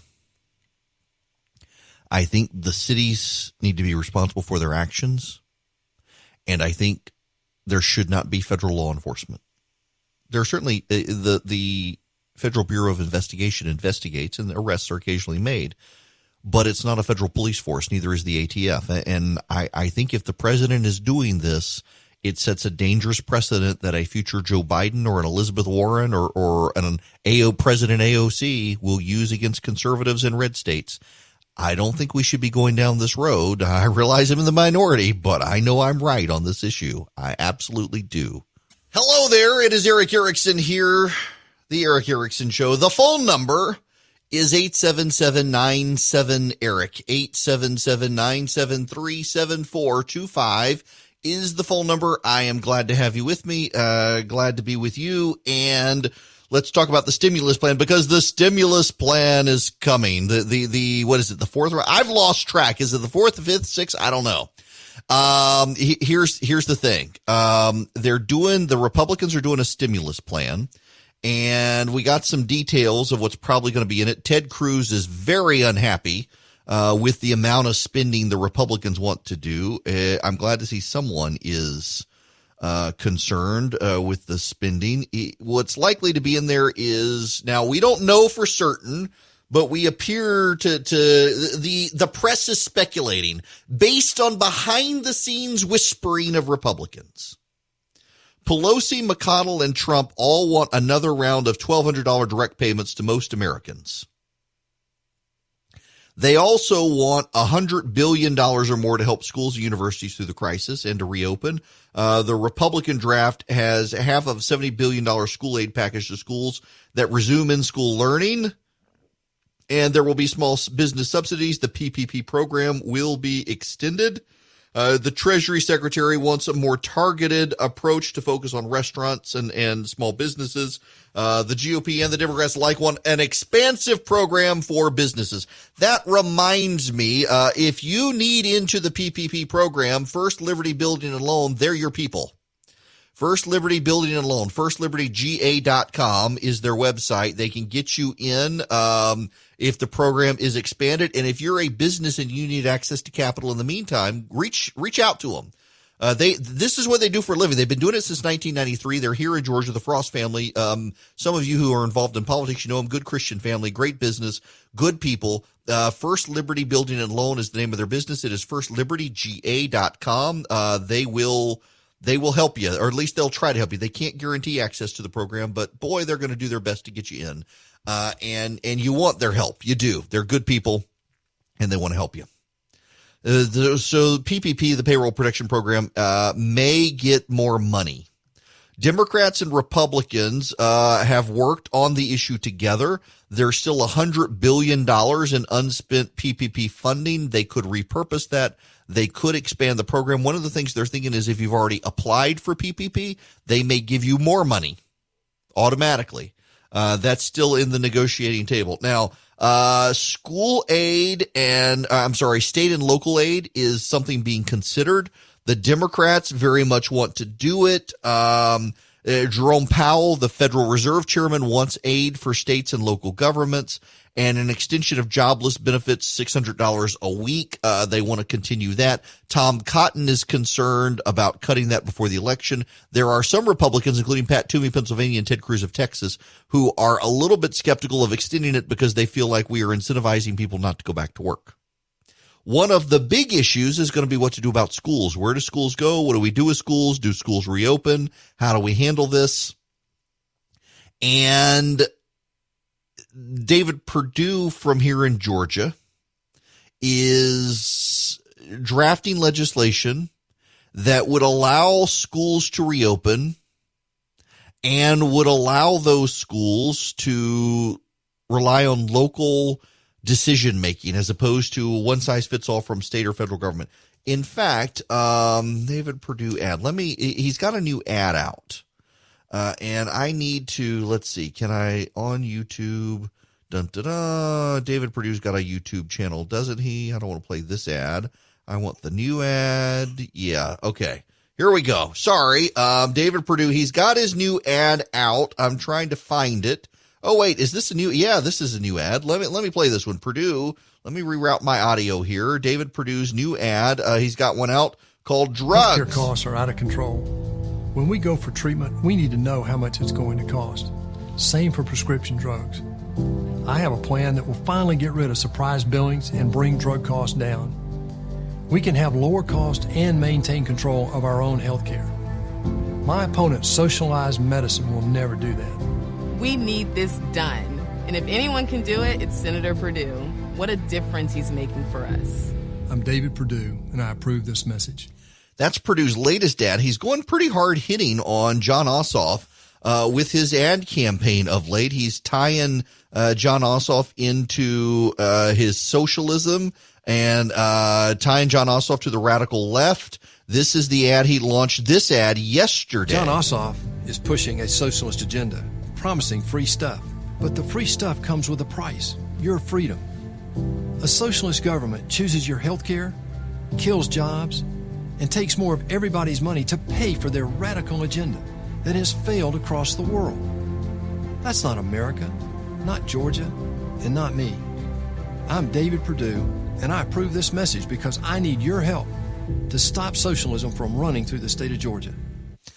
He's running these ads. They're 30-second ads for TV and for radio, and trying to pivot with Ossoff. Ossoff out there saying that he and Perdue are deadlocked in the race is actually bad news for Jon Ossoff because the Democrats in Georgia tend to do better in polling in the summer, and then they always recline again. And if he's already doing as good as Perdue right now, he's hit his ceiling more likely than not.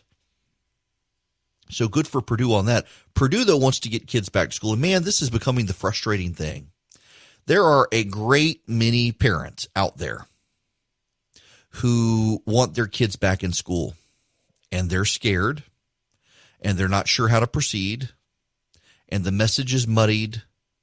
And the data is muddied. And they are, well, they don't know what to do. They don't know how to proceed. And they could use some clear guidance, and no one seems to be giving it. And, out in Los Angeles, the local school system is saying that they don't want to go back to school until the police are defunded. That's actually what they're saying. They don't want to go back to school until the police are defunded. What does that have to do with the virus?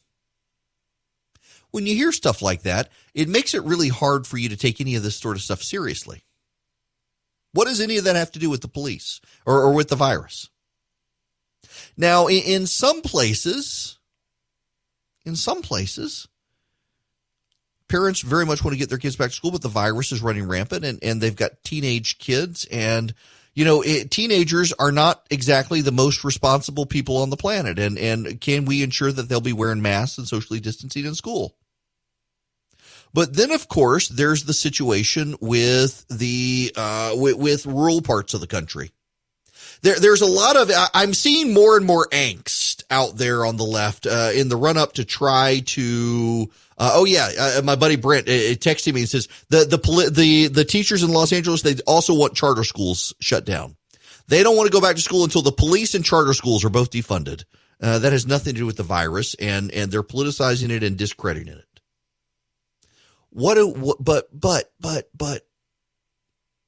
there are parts of the country where parents really do need their kids to get back to school. And I'm starting to see people on social media, journalists say, this is just going to exacerbate the class divide. Maybe we're going to have to do reparations after all. They are going to politicize this and discredit the whole thing. There is a class divide and there is a race divide in the country, and shutting down and not giving kids access to schools is going to exacerbate it. But I got to tell you guys, in all honesty, the reality is a whole lot of people out there are just going to exploit this anyway. A whole lot of people who are out there are going to make this whole thing political anyway. And it's going to be really, really hard for anyone to know what to believe when everyone politicizes it. And in the wake of all that politicization, a lot of people are going to just take matters into their own hands. And a lot of people are going to get left behind. A lot of people are going to suffer because the politicians and the unions are playing games. Here in Georgia, I'm in Georgia. For those of you listening nationally, I'm in Georgia. We have rural parts of the state that have limited access to the internet. We've got an internet provider in the state called Windstream, and Windstream is garbage. Now, Windstream doesn't intend to be garbage. I've never heard, one of the people who hates Windstream, Doug Collins, Congressman Doug Collins, man, I don't know that I've ever had a conversation with him about stuff on the internet where he's not railing against Windstream, which he had at his house. And I think he's now got new internet and he had to ditch it. But Windstream's problem isn't necessarily Windstream. Part of it is satellite based. Do you know why satellite internet is so bad? Intuitively, you may not be able to realize why satellite is so bad. So the speed of light, it takes 8 minutes to get from a photon of light takes 8 minutes to travel from the sun to the earth. When you've got an internet line from Los Angeles to California, or from Los Angeles to around the world back to Los Angeles, it takes how many half seconds or so for light to circle? Let's see. How many seconds does it take for light to circle the earth? It takes, it takes, if you could travel at the speed of light, you could go around the earth 7.5 times in 1 second. You could go around the earth 7.5 times in 1 second, because the earth is how many miles around? What's the circumference of the earth? Well, it's the circumference of the earth is smaller than the distance to the fixed satellites in orbit around the earth. And so it takes light a lot of time, because remember, if you're beaming an internet signal by fiber optic lines from New York to California, that's what, 2,000 miles roughly? Zip, away it goes at the speed of light. If you're beaming a signal up to the internet that's in a satellite above the earth, you're at what, 30, 40,000 miles up in some cases? Now, in some cases, the satellites are lower, but geostationary orbits are much further up. And so the problem is you got to beam your light signal up, and then it's got to go back down, and then it's got to go back up, and then it's got to go back down to you. And that takes a whole lot longer than beaming back and forth between LA and New York. And so satellite internet is notoriously slow and has to buffer a lot, and it makes it bad for live streams, and it makes it bad for Zoom calls, and it's just not great. And in a lot of rural parts of the state of Georgia, that's what they have. In a lot of rural parts of the country, that's what they have. It's just not great. And so people are making a big deal about, well, the racial gap is going to fall further behind. But actually, it's the poverty gap that's the problem. And while that may be proportionately greater in minority communities, the reality is poor white kids in South Georgia and poor black kids in South Georgia are equally going to suffer. And I realize we're at this Black Lives Matter moment in the country, but let's not forget that all the poor kids, regardless of race, are going to have trouble if schools don't reopen because they live in parts of the country, oftentimes in rural parts of the country where infrastructure is not good and they don't have high-speed satellite or high-speed internet. They got to rely on a satellite at best, and it sucks, and they can't do the teleconferencing with teachers. And then you've got all the buildings, and the buildings are going to be empty. Why are we still paying the property tax rate? Cut the property taxes if we're not going to go in. Listen, I mean, here's the reality of the situation. Even if you've got teachers in the buildings because they need access to the high-speed internet and the equipment to be able to broadcast their lessons to their classrooms, do you really need the deputy superintendent in charge of photocopiers and supplies to be employed when no one's using the photocopiers now? It is remarkable to me that every private sector business in this country is having to retool, reshape, and refocus on their priorities and hiring because of a global pandemic. And so many of our public sectors are like, no, we don't have to change. We don't need to cut back or reprioritize or refocus. Now, some of them are, but not at the employment level. And taxpayers should be a little bit concerned about that. Taxpayers should be concerned that they got public schools that may not want to open up and yet don't want to cut your taxes for the property they're not using and the people that really aren't working.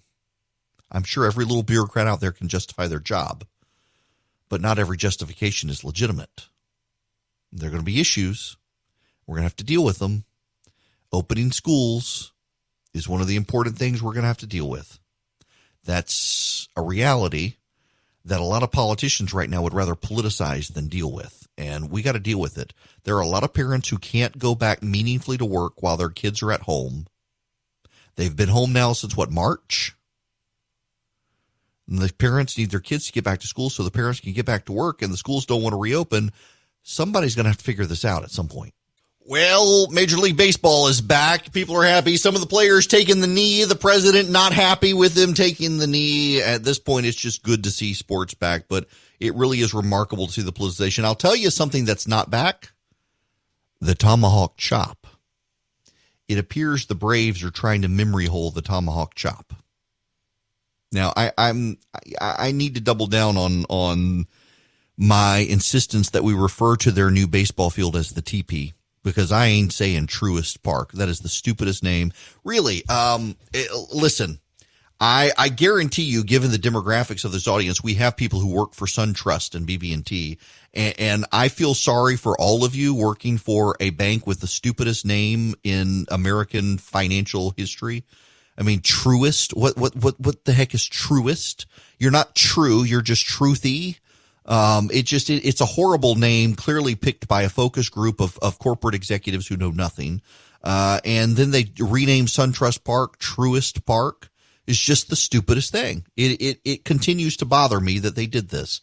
And so I will refer to it as the TP, and the Braves will go to the TP, and I will go and I will do the tomahawk chop when I go to the Braves game. And if you're offended, well, tough. I don't care. People get offended about all sorts of stuff. I intend to tomahawk chop my way through the Brave season. I'm ready to go to a baseball game. Then they're doing all social distancing. And, so the Falcons have announced they're going to allow you into the stands at Mercedes-Benz Stadium for the Falcons. I think 20% capacity, 10 to 20% capacity. Some football teams aren't allowing fans in at all. It'll just be the teams. Here's the reality. If we're honest about it, they could have been doing, now I realize we're only just getting into the football season, but I mean, baseball could have been doing this the whole time. They could have been doing it the whole time, and they didn't. And golf could have been going on the whole time. I still maintain that the Masters should have played in the spring, even if it wasn't without, and this is the first year I've got tickets to the Masters. This is the first year I was ever able to go to the Masters, and then they canceled it and reset it in November. They still should have played it. Even if I couldn't go, they should have played it. They should have. Well, all right. What else have I not talked about? Because I got talked about that. I talked about that. I talked about that. Oh, I know what I wanted to talk about. The Gorsuch ruling. Remember, Neil Gorsuch said that you can't discriminate against gay and transgender people in hiring under Title VII. People are outraged. Well, a lot of Christians said, oh, that means there are going to be a whole lot of lawsuits now targeting us. And sure enough, Jesse Hammond and the ACLU is suing St. Joseph Medical Center, a Catholic-run hospital that happens to be affiliated with the University of Maryland Medical Center, saying it violates the First and 14th Amendments by refusing to perform a surgery to allow Hammonds to transition from a woman to a man. And they're using the Bostock versus Clayton County case to buttress the argument, namely that refusing services to transgender people is a form of discrimination on the basis of sex. Now, the Gorsuch opinion was premised on employment law. The ACLU is now trying to stretch it out. It is predictable. It has been predicted. My buddy Ryan Anderson at the Heritage Foundation noted he long said the moment the Bostock came out that we were going to have this. And sure enough, the Bostock, which looked like it was going to treat transgender people as a protected class, in employment, is going to come forward. I sneakily suspect, though, that Gorsuch was laying a trap. He wants to expand religious liberty protections, and I wouldn't be surprised if you see a bunch of these cases go down in flames. And there are some serious, major religious liberty cases that are coming up in the Supreme Court in the 2020-21 session that will decide this issue. And this Bostock case is giving incentive for gay rights activists to harass churches further. I don't think it's going to work. Listen, you had the one Supreme Court case that came down after Bostock, didn't get as much attention, where even it was written by the Chief Justice of the United States. No. This one wasn't written by the Chief Justice. It was written by Clarence Thomas, I think. That a school that is a religious school that hires secular people to work in the school can treat those secular people as ministers and fire them if they don't uphold the school's faith. I think you're going to see this with this. You've got Catholic charities out there that want to help with the foster care system, but they will only allow two-parent heterosexual households to adopt.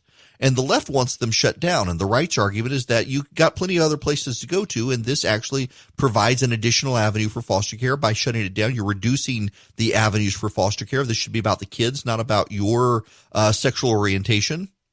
And I think the Supreme Court is going to side with the religious organizations on this and give them protection. And that will be a good thing to protect these organizations from, frankly, anti-religious bigotry. You can say that they're bigots, but they got 2,000 years of being consistent. You people have something that isn't very consistent over time, and a willful hostility to people of faith. I think the Supreme Court's going to protect them. They should.